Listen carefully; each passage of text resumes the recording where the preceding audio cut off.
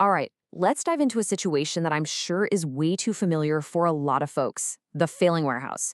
We're going to break down exactly how an operation can spiral into total chaos and, more importantly, give you a clear step-by-step guide to pull it right back from the edge. So let's get into it. Okay, so just imagine this for a second. You've just taken over a new warehouse. Orders are constantly late, the inventory is a complete disaster, and your team, they're totally stressed out. It just feels like you're drowning, right? There are 100 things wrong, and every single problem feels like an emergency. So the real question is, with all this chaos, where on earth do you even start? Before we can even think about fixing the problem, we've got to understand it. Warehouses don't just fail overnight. It's never one big dramatic event. Instead, it's this slow, creeping decline, kind of like a death by a thousand cuts.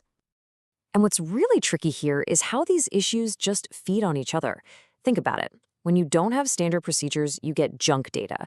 That unreliable data means you can't possibly set clear priorities. And when you try to fix everything all at once, well, your resources get spread so thin that basically nothing gets fixed. It's a truly vicious cycle. So this cycle eventually leads to what we call a firefighting culture. And let me tell you, this is the #1 enemy of an efficient operation. It's that feeling when your team spends its entire day just reacting to the next crisis, a lost pallet, a wrong shipment, an unexpected stockout. You're so busy putting out all these little fires that you have zero time to figure out what's causing them in the first place. So how in the world do you break that cycle? Well, you can't fight fire with more fire. The real solution starts with a huge shift in your mindset. You have to stop thinking like a firefighter and start thinking like a troubleshooter. And this slide, it shows the difference perfectly. A firefighter sees a symptom and says our workers are just too slow. But a troubleshooter digs deeper for the root cause. You know what? Our layout is forcing them to walk for miles just to get one order. Shifting from blaming the person to fixing the process, that right there is the absolute key to making any real progress. This troubleshooter mindset really has 4 key parts. First, like we just said, you hunt for root causes. Second, you stop trying to boil the ocean. You break the huge problem down into smaller, manageable chunks, like receiving or picking or packing. Third, you stick to simple, proven tools, not some fancy, expensive new tech.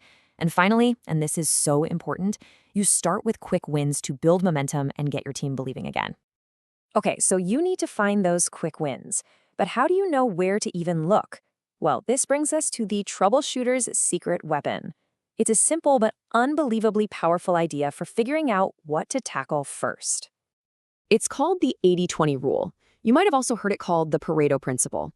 The basic idea is that in pretty much any situation, the vast majority of your results, and that includes your problems, come from a very small minority of your effort.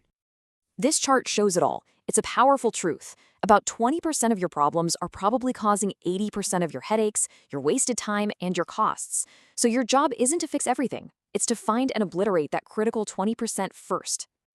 And in a warehouse, this isn't just a theory, it's reality.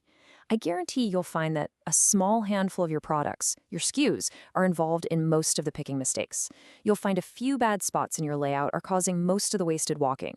By focusing your energy right there, you get the biggest bang for your buck, and you get it fast. So, we've got the mindset and we've got the tool. Now let's put it all together into a real, practical, step-by-step action plan that turns all this theory into actual results on the warehouse floor. First things first, you have to diagnose before you prescribe. You need a baseline, so you start by pulling the hard data. What is your stock accuracy? What's your order accuracy? Then you get out on the floor with your own 2 eyes. Walk the path of an order. Where are the bottlenecks? Where's the wasted motion? Only then can you start to rank your problems based on what's really hurting your customers and your wallet the most. And out of all those metrics, one stands head and shoulders above the rest: stock accuracy. Seriously, if your system says you have 10 of an item, but the shelf only has 5, nothing else you do is going to work. Every single process you have is built on that foundation of trust in your data. You absolutely have to fix this first. So, once you're starting to build that data foundation, you can launch your first big, high-impact fixes. You can start daily cycle counts on your fastest-moving items. That's your critical 20% of SKUs. Then you move those same items to what we call the golden zone. That sweet spot between your waist and shoulders near the main aisles. That move alone will slash travel time. These are the kinds of quick wins that build real, tangible momentum. This quote just sums up the whole strategy perfectly. It's not just about efficiency, it's about psychology. These quick wins prove to your team and to your bosses that the plan is actually working.